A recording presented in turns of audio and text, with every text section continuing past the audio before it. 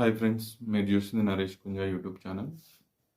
ఈరోజు వీడియోలోకి వచ్చేస్తే మనకు దివ్య వచ్చేసి ఎలిమినేషన్ అయింది. అయితే ఎలిమినేషన్ కారణాలు మనం 3 వీక్స్ నుంచి చూస్తూనే ఉన్నాం. ఆ 3 వీక్స్‌లో మనకు ఇప్పటి వరకు 3 టైమ్స్ మనకు దివ్య వచ్చేసి అంటే లాస్ట్ రౌండ్ వరకెళ్ళి సేఫ్ అయ్యి వచ్చింది. అంటే ఈ వీక్ మాత్రం సేవ్ అవ్వలేదు.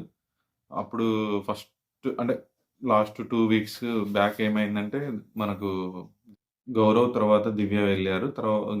వెళ్తే ఆ వీక్ ఎలాగో సేవ్ అయింది. కాకపోతే మనకు తనుజ దగ్గర అంటే సేవింగ్ పవర్ ఉన్నా గాని యూజ్ చేయలేదు. ఎనీవే అయినా గాని దివ్య వచ్చేసి సేవ్ అయింది. కాకపోతే లాస్ట్ వీక్ గూడా ఎలిమినేషన్ అవ్వాల్సిన అవకాశం ఉండే. కానీ మనకు సేవింగ్ పవర్ ఉంది గదా! ఆల్రెడీ మనకు పవర్ అస్త్ర ఉంది గదా! ఇమాన్యుల్ దగ్గర. దానికి నో ఎలిమినేషన్ వీక్ అని జెప్పేసి లాస్ట్ వీక్ బెట్టారు. లేకుంటే లాస్ట్ వీకే దివ్య ఎలిమినేషన్ అయింది ఓటింగ్ ప్రకారం. ఈ వీక్ వచ్చేసి ఇంకా తప్పించుకోవడానికి అవకాశం లేకుండా నామినేషన్ అయిపోయింది. ఇప్పటి వరకైతే తన గేమ్ జూస్తే పర్లేదు బానే ఉందనిపించింది.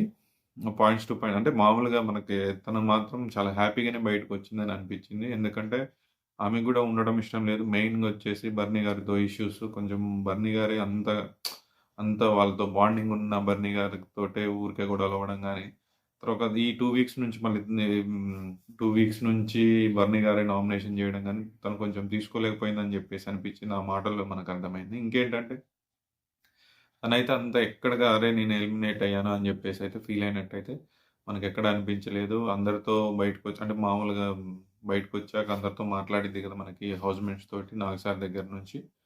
అందరితోటి కూడా హ్యాపీగానే మాట్లాడింది అందరితోటి. కాకపోతే వాళ్ళు కొంచెం సెంటిమెంట్ సంజన గారు తర్వాత మన రీతు తప్ప మిగతా అందరూ ఎమోషనల్ అయ్యారు. అందరయ్యారు. వీళ్ళిద్దరు తప్ప అందరయ్యారు. ఇగ తను గూడా అయింది. కాకపోతే ఇక్కడేంటంటే అందరికి ఎవరితో కాంట్రోవర్సీ లేకుండా ఏదైనా సజెషన్స్ ఇయ్యని జెప్పేస్తే చెప్పింది తప్ప, ఇంకా వేరే మాటలు ఇంకా అంతకు మించి మాట్లాడలేదు. ఎవరికిచ్చే సజెషన్స్ వాళ్ళకిచ్చింది. హ్యాపీగా బయటికెళ్ళిపోయింది.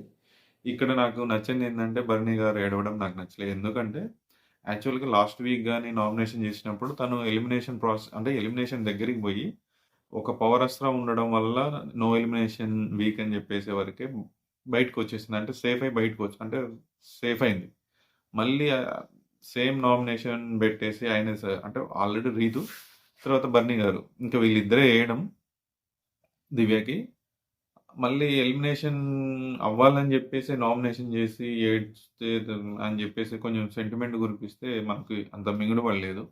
ఎందుకంటే అట్లా ఫీలయ్యి అవ్వాల్సిన విషయం జరిగిద్ది గాబట్టి ఇంకా నామినేషన్ చేయకుండానే అవసరం లేదు. బయట వచ్చిన ఇన్‌పుట్స్ ప్రకారం ఆడతా అంటే గేమ్స్ చాలా బావుండవు. ఎందుకంటే మనం మార్చుకోవాలే గానీ కొద్దిగా నామినేషన్ ఇప్పుడు ఎదుటి వాళ్ళకి ఇప్పుడు రీతు, సంజన విషయమే నీకేదన్నా ఉంటే అది పక్కన జెప్పొచ్చు గదా! డైరెక్ట్ జెప్పడం గాదని జెప్పేసి అందరూ సలహా ఇచ్చారు. కొన్ని విషయాల్ని సలహాలు వాళ్ళకున్న బాండింగ్ ప్రకారం పక్కనియ్యాలి. అంటే సలహా అనేది పక్కన ఇవ్వాలి. తర్వాత ఇవ్వాలి. కానీ నామినేషన్ ప్రాసెస్‌లో చెప్తే అది కరెక్ట్ గాదు. ఒకసారి ఇదే ప్రాసెస్‌లో పవన్ గూడా రీతుని జేస్తాడు. నామినేషన్‌లో బెట్టి చెప్తాడు.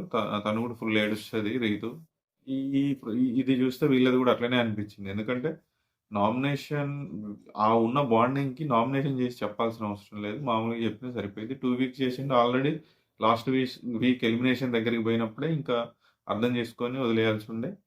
ఈ దివ్య ఎలిమినేషన్ ప్రక్రియలో మెయిన్‌గా బర్నీ గారు గూడా ఒక భాగం అని జెప్పేసి బర్నీ గారికి గూడా అర్థమైంది. ఆ విషయం నాకు దెలిసి ఈ 2, 3 డేస్‌లో మళ్ళెప్పుడో ఒకసారి వెల్లడిస్తాడు. నేను అనవసరంగా నామినేషన్ చేసినా అని చెప్పేసి. ఇంకా తర్వాత అయిపోయిన తర్వాత చేసేదేం లేదు.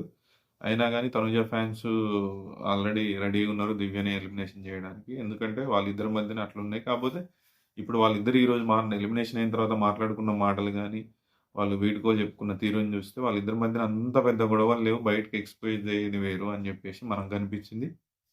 సరే ఏదైనా ప్రేక్షకుల ఓటింగ్‌కి తప్పదు గాబట్టి ఇంక దివ్య ఎలిమినేషన్ అయింది. ఇది అంటే సండేలో వేరే చిన్న చిన్న ఫన్నీ టాస్క్స్ వచ్చినాయి గానీ అవి సంబంధించిన అవసరం లేదు. మనకింకా హైలైట్ ఈ సండే రోజు హైలైట్ ఒక్కటని జెప్పాలి.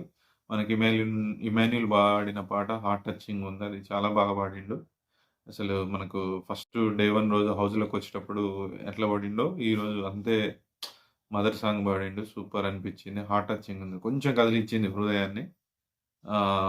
ఈరోజు ఇవి హైలైట్స్. ఇంకా రేపు నామినేషన్ ప్రక్రియలో ఇప్పుడున్నది 8 మంది.